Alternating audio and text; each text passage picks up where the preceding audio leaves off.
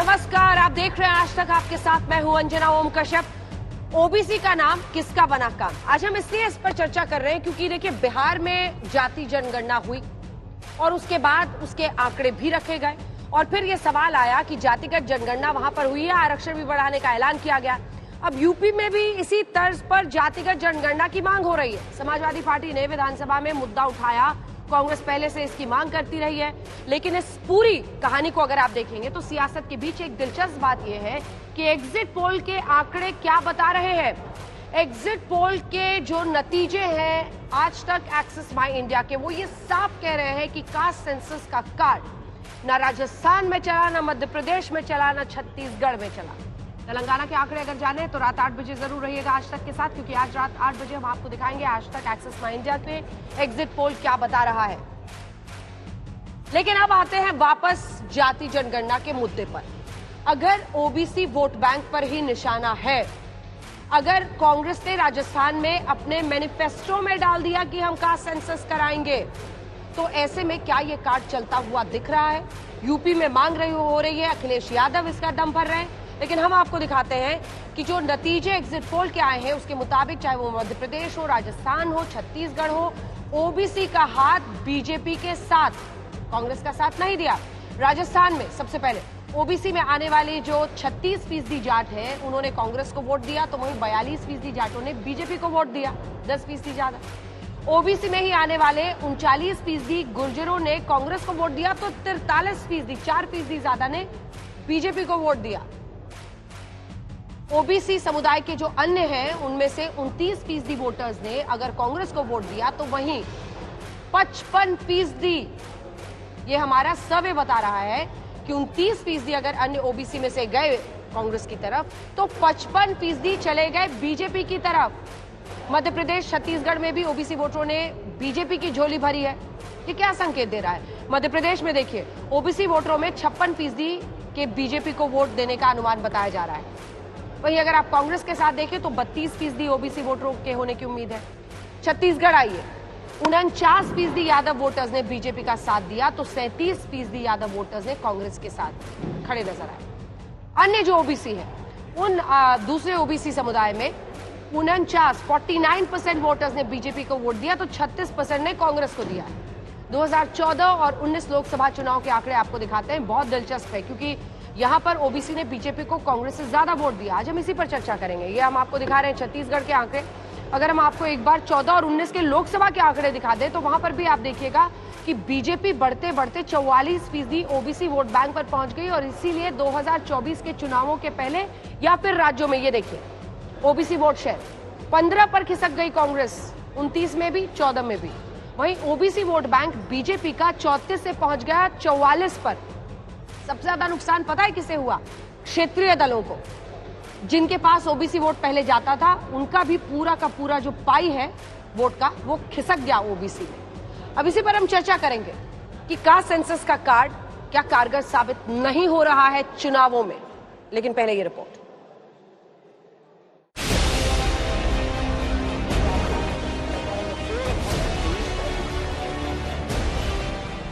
बात जाति की है और मसला सियासी। बिहार के बाद इस बार घमासान का मैदान यूपी है। विधानसभा सत्र के दौरान समाजवादी पार्टी लगातार जातिगत जनगणना की मांग कर रही है, तो सरकार बार बार कह रही है कि जनगणना का विषय केंद्र का है। पूरी तरीके से समाजवादी पार्टी जातीय गणना के पक्ष में है, और हम तो चाहेंगे जितने भी भारतीय जनता पार्टी में पिछड़े वर्ग के जितने भी विधायक एमएलसी जितने भी हैं, वो जातीय गणना के लिए मना करें कि नहीं करा पाएंगे।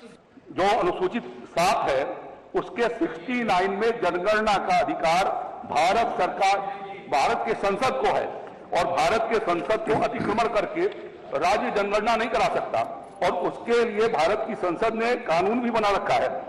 1948 में जनगणना अधिनियम बनाया, और उसके भीतर प्राविधान किया गया है कि किस प्रकार से जनगणना कराई जाएगी।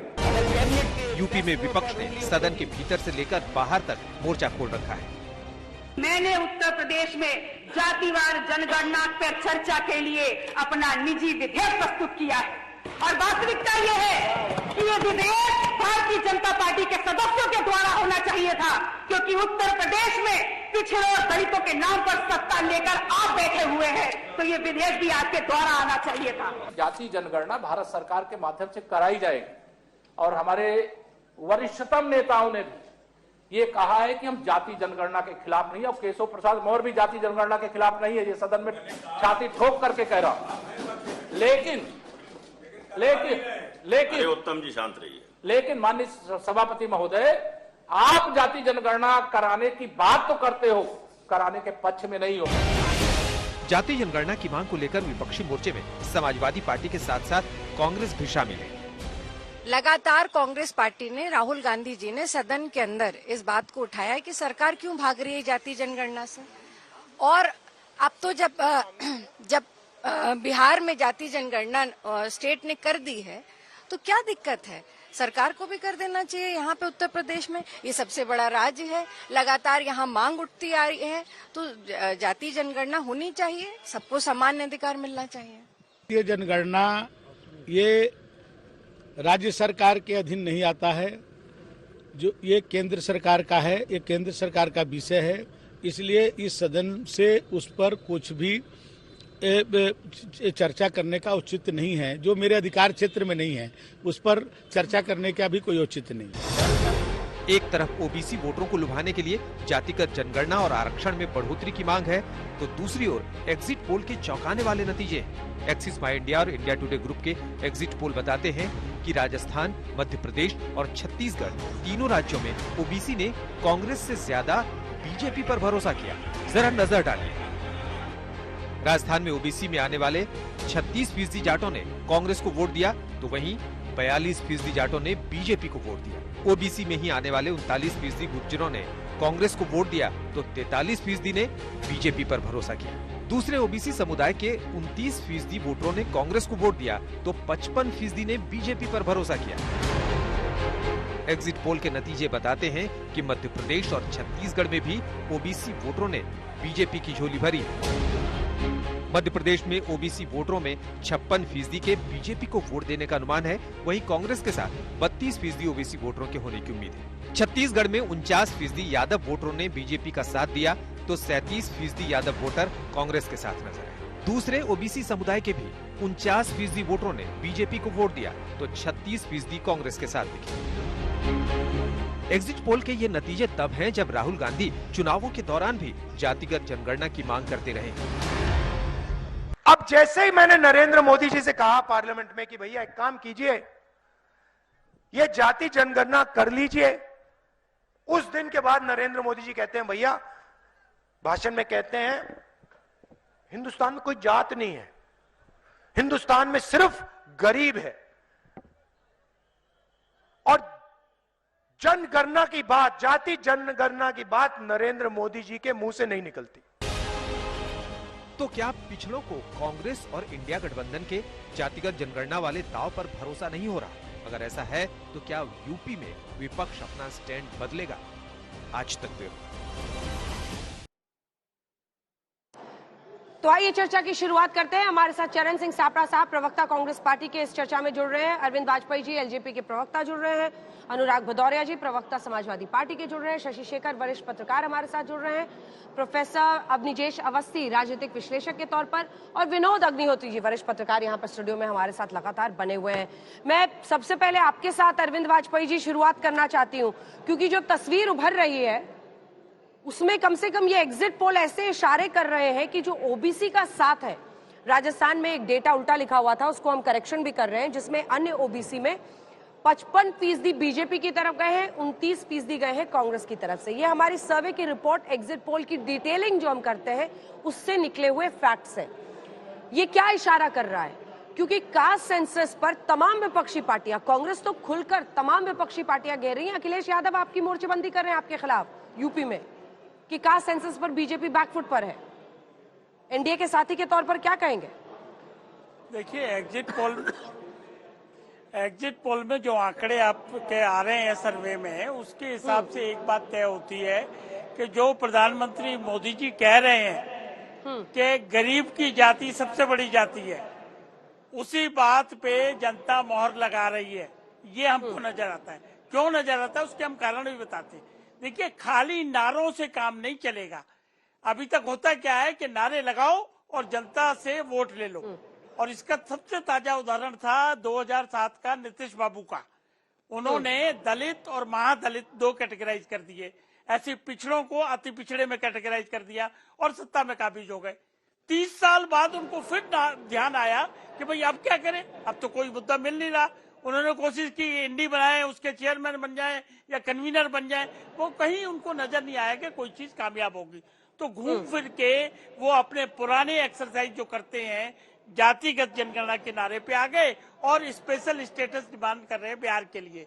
तो देखिए, जनता समझ रही है कि खाली जाति से काम नहीं चलेगा। अब इसका एक एग्जांपल और देते हैं। जैसे प्रधानमंत्री मोदी ने अभी हाल में एक विश्वकर्मा योजना बनाई है, वो इसलिए बनाई और उसमें 13,000 करोड़ रुपए अलग से अलॉट करके रख दिए कि गरीब गुरबा के जो, जैसे लोहार हो गया, बढ़ई हो गया, सुनार हो गया, मोची हो गया, नाई हो गया, धोबी हो गया, इन लोगों को अगर अपना कोई काम करना हो तो बैंक से जाके बिल्कुल सस्ते उस पे ऋण लेके अपना काम शुरू करते। सवाल ये है कि अगर गरीबी समाज से हटाओगे तो सामाजिक न्याय की जो लड़ाई लड़ी जा रही है सदियों से, वो गरीबी के साथ साथ अपने आप लुप्त होती चली जाएगी। तो जनता चीजों को समझने के बाद इस नतीजे पे पहुंच रही, जैसा आपके चुनाव के उसमें आंकड़ों से भी नजर आ रहा है कि ये विपक्ष के लोग ये नारा बनाते करते कराते तो कुछ है नहीं। तो इससे बढ़िया तो मोदी साहब है कि जो वाकई काम जो कहते हैं उसको नियत से लागू भी करवाने की कोशिश करते हैं, इसलिए रिजल्ट आ रहे हैं। और यही रिजल्ट आपको दर्शक आएंगे जब 2024 का लोकसभा का चुनाव होगा। और इससे पहले जो 19 में चुनाव हुआ उसमें भी यही नजर आया। तो ये कहना सरता ठीक होगा, सरता बिल्कुल करेक्ट होगा कि खाली नारों से न समाज को आप गुमराह कर सकते हैं, न समाज को कोई लालच दे सकते हैं, न समाज को ये कह के कि इनका अंतिम आदमी का उत्थान हो जाएगा इसलिए आप हमको वोट दे दिए, वो वोट मिलने वाला है नहीं। अब जहां तक ओबीसी का सवाल है, ओबीसी की सबसे ज्यादा हितैषी तो यही सरकार है। 29 कैबिनेट मिनिस्टर बने हुए हैं इनके कैबिनेट में ओबीसी समाज के। तो ये किससे कैसे कम्पीट करेंगे?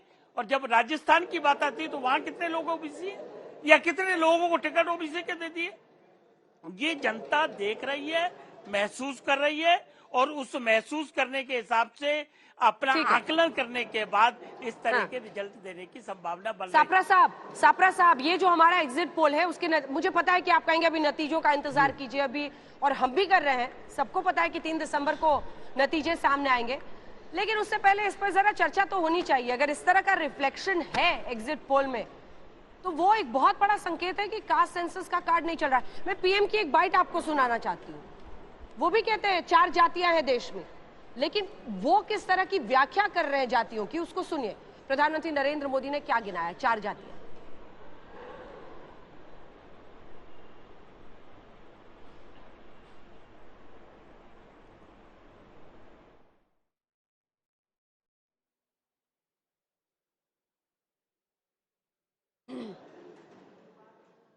चलाइए।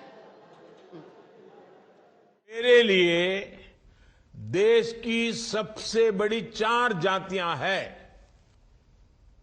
मेरे लिए सबसे बड़ी जाति है गरीब, मेरे लिए सबसे बड़ी जाति है युवा, मेरे लिए सबसे बड़ी जाति है महिलाएं, मेरे लिए सबसे बड़ी जाति है किसान।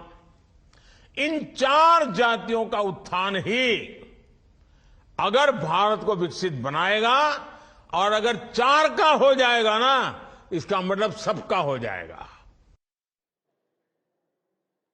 क्या गलत कह रहे हैं इसमें चरण सापरा जी प्रधानमंत्री? वो कह रहे हैं कि गरीब, युवा, महिला, किसान, ये मेरी नजर में 4 जातियां हैं, इन सब का उत्थान हो गया तो उत्थान हो गया देश का।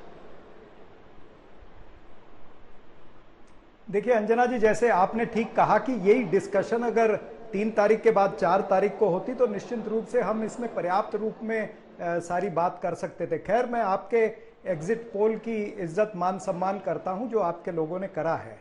सवाल ये बनता है, जो आपने प्रधानमंत्री जी के अभी भाषण सुनाया जिसमें उन्होंने 4 जातियों की बात की, इससे पहले प्रधानमंत्री ने खुद अपने आप को ओबीसी बताया था, अब वो 4 जातियों पर आ गए। कहने का तात्पर्य ये है कि प्रधानमंत्री गोल पोस्ट चेंज करते रहते हैं। ये 2014 से लेकर के आज तक भारत की जनता देखती आई है। उन्होंने तो अभी जो युवाओं की बात की, जातिगत की बात करते करते, तो इन युवाओं का उत्थान क्यों नहीं हो रहा है? क्यों नहीं ये युवाओं को नौकरियां मिल रही हैं? क्यों बेरोजगारी बढ़ रही है? बेरोजगारी दर आज 8.4% पर पहुंच गई है। तो प्रधानमंत्री को इसका भी उत्तर देना चाहिए ना। अगर आप कहते हैं कि एक जाति किसान है, तो आप ही ने कहा था कि किसानों की आय जो है हम 2022 तक दुगनी कर देंगे। फिर वो दुगनी तो हुई नहीं, उनकी लागत उल्टा बढ़ गई है। आज किसान किस परिस्थिति में है, ना उसको एमएसपी मिलती है, ना उसको C2 प्लस 50% का रेट मिला है, ना उसकी उपज कोई ठीक दाम पे खरीदने को तैयार है, तो किसान भी परेशान है। तो प्रधानमंत्री जो 4 जातियों की बात कर रहे हैं, उसमें ये सभी लोग परेशान तो है ही है ना। फिर आप गोल पोस्ट चेंज करके मात्र देश का ध्यान भटकाना चाहते हो, ये मेरा कहना है। और जमीन पर जातिगत जनगणना का मुद्दा बहुत जरूरी भी है। मैं उदाहरण के तौर पे आपको कहूं कि महाराष्ट्र के अंदर आज जिस तरह से मराठा आरक्षण का आंदोलन चल रहा है, आपने भी देखा कि वो आंदोलन इतना तीव्र हो गया है कि हर जिले जिले में वो आंदोलन चल रहा है। यहां पर ओबीसी वर्सेस मराठा, इस तरह से एक लड़ाई शुरू हो गई है। एक दूसरे के घरों पर पत्थर भी मारे हैं, जो ओबीसी एमएलए उनका घर भी जलाया गया है। तो ये समस्या जो है, ये समस्या देश के लिए बड़ी है। अगर आज महाराष्ट्र में कुछ हो रहा है तो ऐसे दूसरे राज्यों में भी हो सकता है। तो कांग्रेस पार्टी का जो स्टैंड है कि जातिगत जनगणना होनी चाहिए, जो श्री राहुल गांधी जी ने कहा है, ये पर्याप्त है और ये होना ही चाहिए, क्योंकि आज ये समय की मांग है। आज समय चाहता है कि ये जातिगत जनगणना होगी तो उस हिसाब से लोगों को पता चलेगा कि उनका शासन की किस स्कीम में कितनी हिस्सेदारी है। आज तो किसी को वो भी नहीं पता चल रहा। तो हम तो जनता के हित की बात कर रहे हैं, हम कोई दल के हित की बात नहीं कर रहे, देश के हित की बात कर रहे हैं। समय की मांग है ये, वो बता रहे हैं कि समय की मांग है। आपके पास मैं आना चाहती हूँ अनुराग भदौरिया जी। आप अखिलेश जी बढ़ चढ़ कर कह रहे हैं, लेकिन ये बाकी राज्यों में चल नहीं रहा है। ये कास्ट सेंसस वाला कार्ड जो चुनावों के पहले खेला जा रहा है, वो कास्ट नहीं चला। हमारा एग्जिट पोल ये बता रहा है, जनता ओबीसी जो वोटर है वो अभी भी बीजेपी के साथ खड़ा दिखाई दे रहा है, जैसा पिछले 2 लोकसभा चुनाव में हुआ। इसमें क्या सबक छिपा है? देखिए, मैं पहले तो उस बात का जवाब दे दूं, जो 4 जातियां भारतीय जनता पार्टी ने बताई है, गरीब, किसान, महिला, युवा, तो आप देख लीजिए लास्ट 10 साल से भारतीय जनता पार्टी की सरकार है। जैसे मेरे साथी बता रहे थे, गरीबी रेखा से नीचे आने वालों की संख्या बढ़ती चली जा रही है। तो गरीबी तो आपने दूर की नहीं, गरीबी बढ़ा दी देश के अंदर में। और आपने लाइन में और लगवा दिया कि 5 किलो चावल 5 किलो आटा में आप लाइन में लगे रहिए और यही आपकी जिंदगी होगी, क्योंकि आपको रोजगार हम देंगे नहीं, इसी में आपको जीना है। तो आप लगातार और 5 साल के लिए और आपने वादा करते चले जा रहे हो, मतलब उनको पैरों पे नहीं खड़े होने देना है। तो गरीब तो आप बनाना चाहते हो। युवा की बात, जहां तक युवा तो बेरोजगार है, वो तो धरना देते घूम रहा है चारों तरफ कि हमें रोजगार दे दो। आज बेरोजगारी की दर 8 के ऊपर है, इस पे चर्चा कर लेते। और महिलाओं की तो आपने हाल देखा ही है। महिलाओं का हाल तो पार्लियामेंट के सामने 500 मीटर दूर पे आपने देखा, जो पहलवान महिलाएं थी कैसे न्याय मांग रही थी, कैसे उनको घसीटा गया। क्या उनको न्याय मिला? क्या उनके साथ अन्याय हुआ? क्या न्याय सरकार दिला पाई उनको?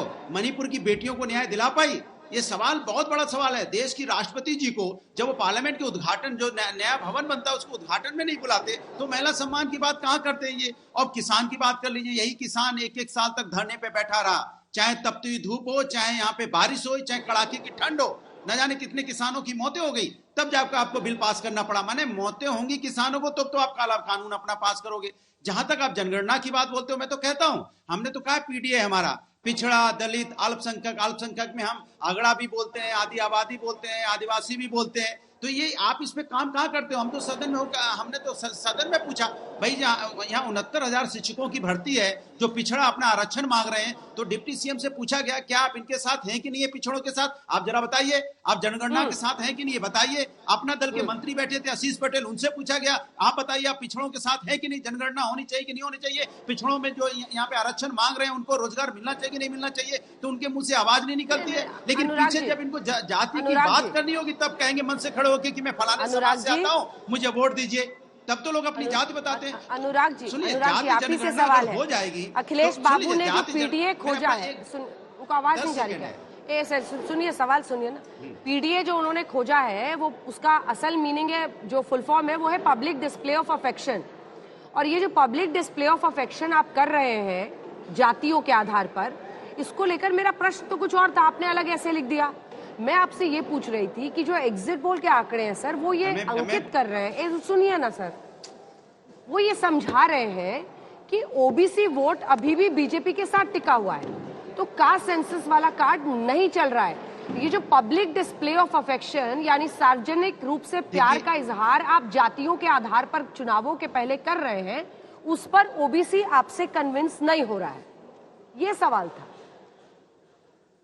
सबक क्या? एक तो पहला तो सवाल ही ये गलत है, ये सवाल ही भारतीय जनता पार्टी या जो लोग उठाते हैं। मैंने कहा कि जाति जनगणना तभी हो, जाति जनगणना हो जाएगी तो सामाजिक न्याय मिलेगा, आपको पता चलेगा कितने लोग अभी पिछड़े हैं, कितने लोगों को आगे लाने की जरूरत है। हाँ, हो सकता है भारतीय जनता पार्टी को चुनाव स्टैंड नजर आता है, लेकिन हम सामाजिक न्याय की बात कर रहे हैं कि समाज में हर वर्ग का उनको अधिकार मिले, उनको सम्मान मिले, उनको वो जगह मिले जो जगह उनको मिलनी चाहिए। जिस तरह से तभी तो आप उन्नति कर पाएंगे, तभी तो आप उनको आगे ले पाएंगे, जब आपको पता चलेगा किस संख्या के कितने लोग हैं और किसको कितनी जरूरत है। उसके हिसाब से आप लोगों को रिजर्वेशन देंगे, उनके हिसाब से लोगों की मदद करेंगे तो लोग आगे आ पाएंगे। लेकिन चूंकि भारतीय जनता पार्टी को हर चीज में राजनीति दिखाई पड़ती है, अगर हम पीडीए की बात करेंगे तो कहेंगे वोट लेने के लिए कर रहे हैं। अरे भैया, वोट आपके लिए राजनीति हो सकती है, हमारे लिए विकास राजनीति होती है, हमारे लिए सामाजिक न्याय राजनीति होती है, हमारे लिए समाज को आगे ले जाने की बात होती है, हमारे लिए समाज को अपने पैरों पे खड़े करने की बात होती है। ये हमारी राजनीति है। आप बीजेपी की तरह हम सिर्फ जब वो सामाजिक न्याय की बात कर रहे हैं तो आप हंस क्यों रहे हैं? हाँ, इसके बाद शशि शेखर जी, विनोद जी में फौरन आ रही है। अब निजेश जी का एक कमेंट हो जाए। वो कह रहे हैं कि हम सामाजिक न्याय की चिंता करते हैं, वोट की चिंता नहीं है अखिलेश बाबू को। अंजना जी, मैं किसी के बीच में नहीं बोलता हूँ, अपेक्षा ये रखता हूँ कि मुझे बोलना दिया जाएगा। पहली बात तो ये कि कांग्रेस के इस जाति जनगणना के सवाल पर, ओबीसी के मसले पर अखिलेश यादव जी ने कहा, जब राहुल गांधी ने कहा कि एक्सरे की जरूरत है तो उन्होंने कहा अब एक्सरे तो बहुत पुराना हो गया, अब एमआरआई का जमाना आ गया, कहाँ पड़ी हुई है कांग्रेस, और अगर करना था तो इतने सालों तक उसने क्या किया, और जहां जहां जब जाति के आंकड़े आए भी तो वो सार्वजनिक क्यों नहीं किए। तो अखिलेश यादव ने कांग्रेस को जवाब दे दिया। पहली बात तो ये, इस तरीके के अलायंस में जिस तरीके के विरोधाभास हैं वो बिल्कुल आपके सामने होने चाहिए। दूसरी बात, आपने जो कहा ना कि उसके बावजूद ओबीसी बीजेपी के साथ क्यों है, मैं आपको एक बात बताऊं कि जाति, कास्ट आइडेंटिटी की जो पॉलिटिक्स है ना, उसमें किसी भी जाति की राजनीति जो है वो स्वयं कर सकता है, किसी को आउटसोर्स नहीं कर सकता। अगर अखिलेश यादव हैं तो वो यादवों की कर सकते हैं, लालू यादव हैं तो वो यादवों की राजनीति करते हैं, मायावती हैं तो वो दलितों की राजनीति करते हैं, येदियुरप्पा हैं तो वो लिंगायत की राजनीति करते हैं, किसी और का आउटसोर्स। बीजेपी के पास सबसे बड़ा ओबीसी नेता नरेंद्र मोदी, इससे बड़ा नेता कौन आएगा? और जहां तक अब तक का जो इतिहास है, जिस सामाजिक न्याय की बात कर रहे हैं, अखिलेश यादव या मुलायम सिंह यादव के समय में यादवों के अलावा अन्य पिछड़े वर्गों में किसको क्या सामाजिक न्याय मिला?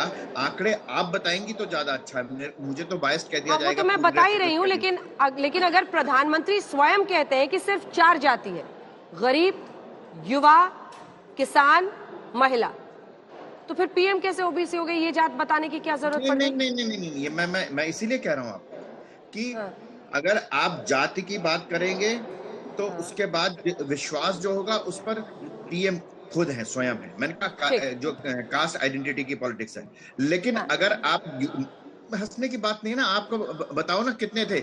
21 लोग एक यादव परिवार के, मुलायम सिंह यादव के परिवार के 21 लोग किसी ना किसी पद पर थे, जिला पंचायत से लेकर राज्यसभा तक। बात असली ये है, अगर महिला है, युवा है, किसान है और गरीब है, इसमें पूरा समाज आता है ना। देखिए, आप अनुराग जी की पार्टी के फर्स्ट फैमिली का जिक्र ना करें, उनके लिए बड़ा सेंसिटिव टॉपिक है, कुछ डिफेंड ही नहीं कर पाएंगे। वो अजय राय जी करते हैं। एक वक्त पर एक ही परिवार के सबसे ज्यादा लोग अगर पॉलिटिक्स में एक्टिव थे तो वो अखिलेश यादव का पूरा परिवार है। लेकिन फिर वो छोड़िए, कैसे पार्टियां, क्षेत्रीय पार्टियां के बारे में कांग्रेस के नेता अजय राय बोलते हैं, मैं नहीं बोलता।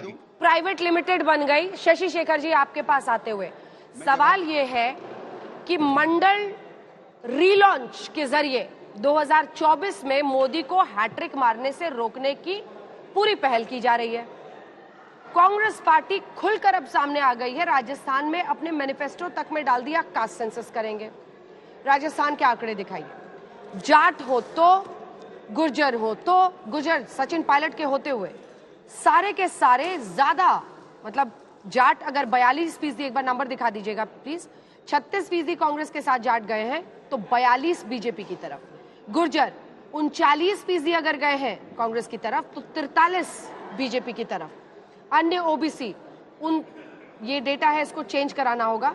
जो अन्य है उसमें आप देखेंगे अन्य ओबीसी, उसमें भी 55% बीजेपी की तरफ जाता हुआ दिखाई दे रहा है। ये डेटा गलत है, जो पहले लिखा हुआ था स्क्रिप्ट में वही सही है, उसको ठीक करा दीजिए। ये क्या बता रहा है मंडल 2 के बारे में, मंडल रीलॉन्च के बारे में?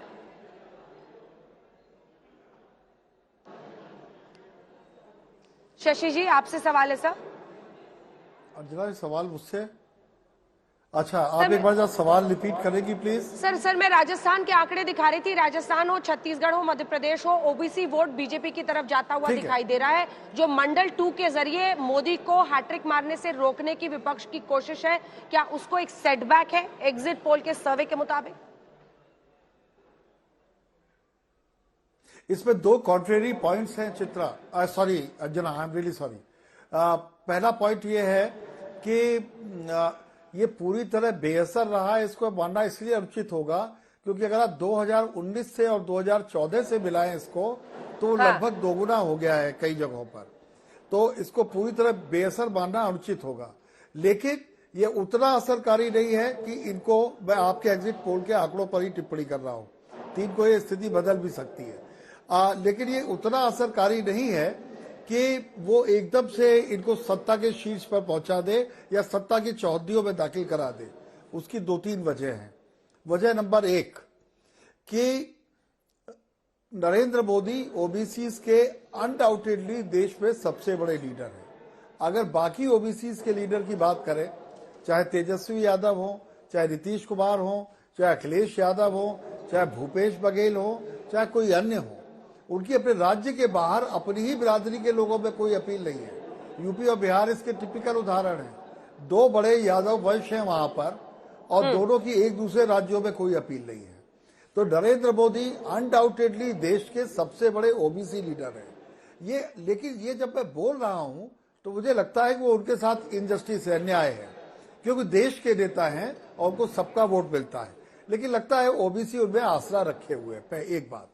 दूसरी बात, ओबीसी के अपने चेहरों का भी असर पड़ता है। शिवराज सिंह चौहान ओबीसी है, गहलोत साहब ओबीसी हैं और जो भूपेश बघेल है वो भी ओबीसी है। थोड़ी थोड़ी अगर हम माइनर चीजों, माइनर परिवर्तनों को देखें तो कांग्रेस के लिए आपके इस एग्जिट पोल में मध्य प्रदेश को छोड़ के राजस्थान और छत्तीसगढ़ से अच्छी खबर है। मध्य प्रदेश से ज्यादा राजस्थान अगर वो बचा लेते हैं तो बहुत बड़ी बात होगी, क्योंकि राजस्थान बचने की कोई उम्मीद दिल्ली में कोई नहीं मानता था। वहां पे ग्राउंड पे जिन लोगों ने देखा उन्होंने देखा होगा। तो मैं ऐसा नहीं मानता पूरी तरह बेअसर है, लेकिन उतना असरकारी नहीं हुए जितना होना चाहिए था। एक आखिरी बात और बोलना चाहूंगा जना, कि अभी ये जो इंडिया वाला जो मामला है, इंडिया अभी शेप में नहीं आया है, और जो नीतीश कुमार ने वहां पे किया है बिहार में, उसमें अभी पहली बहाली, अगर मैं बिहार के हिसाब से बोलूं, पहली नियुक्तियां होनी शेष है। जो 6000 पोस्ट उन्होंने निकाली हैं, अगर उसकी नियुक्तियां उन्होंने कर दी तो उसका असर बढ़ेगा, इसमें कोई दो राय नहीं है। लेकिन 2024 में क्या होगा ये आज बोलना बिल्कुल उचित नहीं होगा, क्योंकि दोनों तरफ सधे हुए खिलाड़ी हैं। अंजना। ठीक है विनोद जी, आपको क्या समझ में आ रहा है? क्योंकि हम एग्जिट पोल्स पर स्पेसिफिक कास्ट जो है उसको फैक्टर को हमने निकाला है, क्योंकि रिजल्ट्स पर और वो नंबर्स तो हम नीचे दिखाई रहे हैं, लगभग बहुत चर्चा उस पे हो गई। ये जो मंडल 2 बिफोर 2024, उसके एक लिटमस टेस्ट के तौर पर अगर हम राज्यों के चुनाव को देखें तो ओबीसी वोट बैंक अभी भी मोदी के साथ टिका दिख रहा है, बीजेपी के साथ, कमल के साथ। मैं शशि जी के साथ जाना चाहूंगा कि असर तो पड़ा होगा, लेकिन इतना असर शायद नहीं पड़ा कि अभी गेम चेंजर के रूप में हमें दिखाई पड़े। बाकी तो नतीजे आएंगे तब समझेंगे। लेकिन मैं 2-3 बातें कहना चाहूंगा। पहली बात, इस मुद्दे को कांग्रेस पार्टी उठा रही है, और कांग्रेस, और इन तीनों राज्यों में जिनका आपने दिखाया, कांग्रेस ही मुकाबले में है। यहाँ कोई ऐसी पार्टी मुकाबले में नहीं है जो पिछड़ों की पार्टी मानी जाती हो, समाजवादी पार्टी या बीएसपी या जनता दल। कांग्रेस पार्टी का रैंक एंड फाइल जो है इस मंडल पॉलिटिक्स से बिल्कुल अलग रहा है, अछूता रहा है, और वो नीचे तक जो है अभी इस मामले को नहीं ले जा पा रहा है। भले राहुल गांधी इसको उठा रहे हो, लेकिन कांग्रेस पार्टी के भीतर ही इसको लेकर के बड़ी दुविधा है रैंक एंड फाइल में नीचे। तो वो उस तरह से जैसे बीजेपी ले जाती है मुद्दे को, वैसे उसको नीचे तक नहीं ले जा पाया अभी तक। एक नंबर एक। दूसरी बात, कोई मुद्दा जब बनता है तो बहुत जल्दी असर नहीं होता। राम मंदिर का मुद्दा भारतीय जनता पार्टी ने 1988 में लिया था और बहुमत मिलता है 2014 में। बीपी सिंह मंडल 1 लेकर के आए थे और लग रहा था कि जनता तो स्वीप कर जाएगा। राम मंदिर ने 14 में मोदी को जिताया। नहीं, राम मंदिर मैं कह रहा हूँ बहुमत बीजेपी को, राम मोदी को जिताया। राम मंदिर से मोदी की जीत की तुलना मुझे लगता है कि वो फिर विषयांतर हो जाएगा, वो विषयांतर हो जाएगा। इसलिए उस पर मैं कह रहा हूँ कि बीजेपी का जो सबसे कोर मुद्दा राम मंदिर है, उसकी मैं बात कर रहा हूँ। मंडल जो है वो वीपी सिंह ने लागू किया और वीपी सिंह चुनाव हार गए। वीपी सिंह की पार्टी जनता दल चुनाव हार गई 1991 में पूरी तरह से।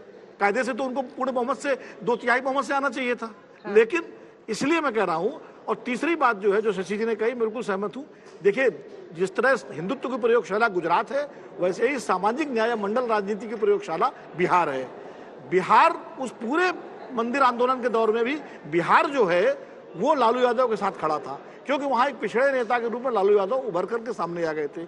आज मोदी जी सबसे बड़े ओबीसी नेता है, तो निश्चित रूप से अभी जो पिछड़ों का एक वो समर्थन है वो बीजेपी के साथ है। और बिहार का जो नौकरियों वाला मामला, अगर 75% नौकरियां दे दी नीतीश कुमार ने, तो वो एक मॉडल बनेगा मंडल 2 की राजनीति के लिए। अब कितना सफल होता है, कितना असफल होता है, वो अलग बात है। और एक उदाहरण और दूंगा कि 6 दिसंबर 1992 को बाबरी मस्जिद टूटी थी, गिरी, और लगा कि पूरे उत्तर प्रदेश में भारतीय जनता पार्टी अब 300 से ज्यादा सीटें लेके आएगी। लेकिन 4 दिसंबर 1993 को मुलायम सिंह शपथ ले रहे थे मुख्यमंत्री की, क्योंकि वो जातियों का समीकरण उन्होंने जोड़ लिया था। तो इसमें जो है एकदम से कहना कि असर नहीं, लेकिन असर नहीं है मैं मानता हूं, लेकिन इसके पीछे ये कारण मैं देखता हूं इसको इस रूप में। ठीक है अरविंद वाजपेयी जी, आपका इस पर जवाब, और आपकी पार्टी की पूरी राजनीति बिहार में ही है, कह रहे हैं वही लैब है, वही लैबोरेटरी है। ये तो वीपी सिंह के साथ थे मंडल में, वीपी सिंह के साथ थे, याद दिला रहे हैं। ये तो कईयों के साथ है, उसमें मत जाइए, मौसम वैज्ञानिक की चर्चा हो जाएगी। हमारे बोलिए हमारे नेता हमेशा से एक नारा दिया जाएगा करते थे, और वो नारा आज भी हम लोग कहते हैं और उसके समर्थन में खड़े हैं। जिसकी जितनी संख्या बारी उसकी इतनी हिस्सेदारी। लेकिन सवाल यहाँ ये आ गया है कि नारा वर्सेस काम, खाली नारे से बात होगी या काम को तोला जाएगा, सवाल ये। और सवाल दूसरा ये है कि अगर जातिगत जनगणना कर ली तो उसके बाद क्या? उसके बाद रिजर्वेशन, और रिजर्वेशन अगर आपने दे दिया, जैसे अभी नीतीश बाबू ने दिया 75%, ऐसे 11 राज्यों ने दिया है। किसी ने 75 दिया, किसी ने 65 दिया, किसी ने 70 दिया। 11 में से सिर्फ एक राज्य तमिलनाडु का बकायदा चल रहा है, और वो इसलिए चल रहा है क्योंकि उन्होंने शेड्यूल 9 में डलवा लिया था। अब शेड्यूल 9 में डालने के लिए केंद्र के पास पावर है, इसीलिए घुमा फिरा के नीतीश बाबू ने केंद्र सरकार को अपील करी है कि कृपया इसको भी शेड्यूल 9 में डालिए। अगर शेड्यूल 9 में डालना ही होगा तो मोदी जी भी राजनीति करते हैं, वो पूरे देश के प्रधानमंत्री हैं, पूरे देश में लागू करेंगे, एक राज्य में क्यों करेंगे? तीसरी बात यह है कि सुप्रीम कोर्ट बैठा हुआ है, जब बाकी राज्यों को रिजर्वेशन नहीं करने दिया तो नीतीश बाबू के उसमें कैसे आगे अलग से उनके लिए कोई प्रावधान निकल जाएगा? तो इसीलिए हम ये कहते हैं कि बार बार इस मुद्दे को उठाकर राजनीतिक वोट की खेती करना ये अब चलने वाली नहीं है, क्योंकि अब दूसरी तरफ काम करके दिखाने वाला आदमी आ गया। इसीलिए हमारे सीनियर पत्रकार बंधु इस बात को कह रहे हैं कि इतना असर नहीं दिख रहा। तो वो असर क्यों नहीं दिख रहा, उसका कारण है सामने, और इसी को जनता समझ रही है, इसीलिए वोट डाइवर्ट नहीं हो पा रहा। और कांग्रेस का तो ये शुरू से रहा है, जात पे न पात पे मोहर लगेगी हाथ पे, वो तो हमेशा से इसके खिलाफ रहे। तो अब अगर पाला बदलेंगे भी तो उसका उनको फायदा होने नहीं जा रहा किसी। ठीक है, अनुराग जी का इस पर कमेंट ले लेती हूँ, उसके बाद साबरा साहब आ रहे हैं। अनुराग जी देखिए, बड़ा सवाल ये है कि आप एक तरफ अगर मंडल पॉलिटिक्स को फिर से लॉन्च करना भी चाहते हैं, एक तो आरक्षण का मुद्दा जनता भी जानती है कि जाके सुप्रीम कोर्ट में कहीं ना कहीं अटक जाएगा और मामला शेड्यूल 9 पे जाकर टिकता है, वहां पर फिर आपको केंद्र सरकार की मदद होगी। दूसरी तरफ इस बार आपका मुकाबला सिर्फ कमंडल से नहीं है, इस बार आपका मुकाबला मोदी से है, मोदी के काम से है, मोदी की जो लोकप्रियता है बतौर प्रधानमंत्री नरेंद्र मोदी की, उस लोकप्रियता से भी मुकाबला है। वहां पर क्या मुकाबले में मंडल रीलॉन्च कमजोर पड़ रहा है? देखिए, एक बात तो तय है कि अगर आप जमीन पे जाएंगे, जैसे हमारे एक बीजेपी के सहयोगी प्रवक्ता जो बीजेपी की बात ज्यादा करते हैं, अपनी पार्टी की बात कम करते हैं, तो इसलिए इनके यहाँ कमजोर नेता हैं। हमारे यहाँ मजबूत नेता हैं, तो मजबूत की आवाज होती है, इनके यहाँ तो आवाज ही नहीं होती है। आप जो कह रहे थे कि देखिए जिस तरह की राजनीति आप बता रहे हैं कि विकास का काम किया, मैं तो आज तक यही खोज रहा हूं कि बीजेपी ने विकास किया कहां पे है। हाँ, नफरत का विकास किया है और बेजोड़ नफरत का विकास किया, इसमें कोई दो राय नहीं। चारों तरफ एक नफरत का माहौल पूरे देश में बनाया है। धर्म और जात की राजनीति को बढ़ावा देने वाली अगर कोई पार्टी है इस देश के अंदर में तो भारतीय जनता पार्टी है। ये पूरा देश जानता है। हो सकता है आजकल ना बोल पाता हो, कौन नहीं जानता धर्म की राजनीति कौन करता है, कौन नहीं जानता नफरत की राजनीति कौन करता है। विकास की राजनीति करते तो शायद आज इनकी हालत, अभी तो जाति की कौन करता है? पोल आ जाएगा जब 3 तारीख को, तो पता चल जाएगा कि ये जो। अच्छा ठीक है, अब जनरल नॉलेज में एक क्वेश्चन ये भी है कि जाति की राजनीति कौन करता है? मैं कह रहा हूं ना, जाति और धर्म की राजनीति सिर्फ भारतीय जनता पार्टी करती है, उसके अलावा कोई नहीं करती। भारतीय जनता पार्टी, अपने प्रधानमंत्री जी मंच पे खड़े होकर बोलते थे मैं किस जाति से आता हूं। ये किसने आज तक बोला है? किसी नेता का सुना दीजिए, हमारे किसी नेता को सुना दीजिए मंच पे खड़े होकर बोला हो कि हम किस जाति से आते हैं। वोट मांगते समय किसी नेता ने कभी नहीं बोला। इसलिए मैंने बोला कि ये जो भारतीय जनता पार्टी है जो अपना गोल पोस्ट बदलती रहती है, जैसा जब उनको लगता है चुनाव हार रहे हैं, उनको लगता है चुनाव हार रहे हैं तो उसके हारने की एक नई चीज लेके आते हैं। अपनी ही बातों में अपनी बातों को खुद काटते रहते हैं। इसलिए मैं कह रहा हूं कि भारतीय जनता पार्टी ने समाज के अंदर में कभी भी विकास की राजनीति नहीं की। और जहां तक ये एक बात है, बार बार इस बात को आता है, आपने भी बोला कि 21 मेंबर एक ही दल से एक ही घर से थे। तो मैं आपसे पूछना चाहता हूं, मेरा सीधा सा सवाल है, आज जवाब भी दे दीजिएगा। कल्याण सिंह जी के घर में कितने लोग हैं? उनका बेटा है, बेटे का बेटा है, बहू है और उसका पोता भी है, और चारों लोग पॉलिटिक्स में, एक एमपी है, अरे एक अनुराग जी, एमएलए हम है, तो आपके शुभ चिंतक हैं, हमें तो आपकी चिंता सताती है। हम तो चाहते हैं कि एक दिन आप भी सीएम कैंडिडेट बने समाजवादी पार्टी से, आप भी पार्टी के अध्यक्ष बने। आपकी चिंता में बोला था, इतना पर्सनली क्यों ले रहे हैं?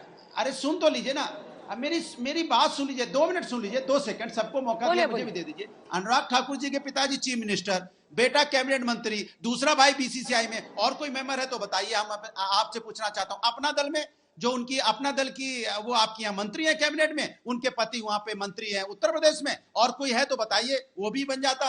नहीं है ना। अब सिंधिया की पूरी फैमिली देख लो आप, तो भारतीय जनता पार्टी की तो फैमिली है पूरी।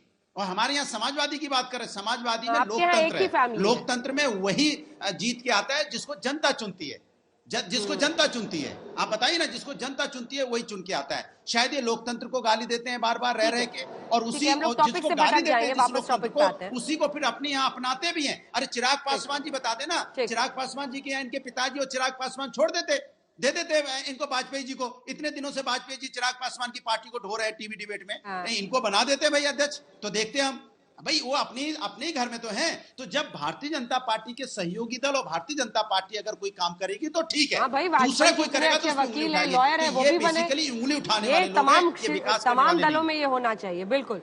वो भी बने अध्यक्ष एलजेपी के, हाथ जोड़ लिया उन्होंने। इतने अच्छे लॉयर हैं, इतनी अच्छी बातें करते हैं, सामाजिक समरसता भी। आप फिर कहीं और पहुंच गए। नहीं, वास्तविक बनेंगे तो आप सोचिए ना, वो बातें ही करते हो, बीजेपी की बात करते हो तो अपनी डर के मारे अपनी पार्टी एलजेपी में आप कह रहे हैं कि ब्राह्मण अध्यक्ष नहीं बन सकता है, क्या बनेगा? सामाजिक समरसता उससे हो जाएगी। जल्दी से निजेश जी, आपका पॉइंट, आप बहुत देर से हाथ उठा रहे हैं, इसके बाद आ रही हूँ वाजपेयी जी। अरे मैंने नहीं किया था, विनोद अग्निहोत्री जी का कमेंट था। अंजना जी, ये कहा गया कि प्रधानमंत्री ने अपनी जाति बताई, नहीं, ये बहुत ही नीच किस्म का आदमी है, ये वक्तव्य आया था। तब उन्होंने कहा था कि हाँ, आप जिसे नीच कहते हैं वो मैं हूं, आपकी नजर में जो नीच जाति है वो मैं हूं।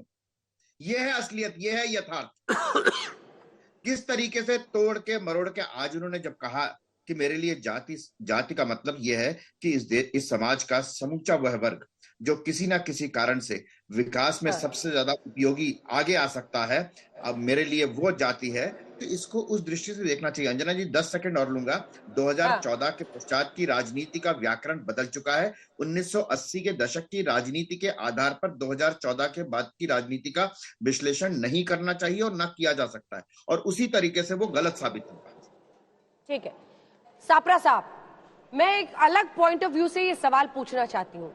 क्या जब क्षेत्रीय दल का सेंसस का मुद्दा, या फिर बिहार में जैसा उन्होंने कहा, जब क्षेत्रीय दल उठाते हैं इस मुद्दे को और मंडल 2 को लेकर हावी होते हैं, तो जनता में ज्यादा विश्वास आता है उन क्षेत्रीय दलों को।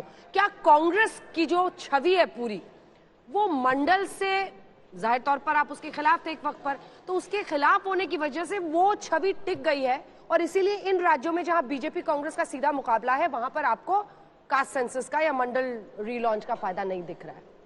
इस व्यू पॉइंट से आप जरा जवाब दें। देखिए अंजना जी, जी अंजना जी, मैंने आपको पहले ही कह दिया कि ये समय की मांग है। जब पहले कांग्रेस का स्टैंड अलग था तब उस समय वो समय की मांग कांग्रेस ने नहीं समझी, लेकिन आज कांग्रेस समझ रही है कि ये समय की मांग है, इसलिए ये विषय उठा है। और दूसरी बात, भारतीय जनता पार्टी ये बता दे कि वो जातिगत जनगणना क्यों नहीं कराना चाहते, क्या परेशानी है। आदरणीय नरेंद्र मोदी या भारतीय जनता पार्टी के और नेता ये बता देना कि भाई क्या परेशानी आती है।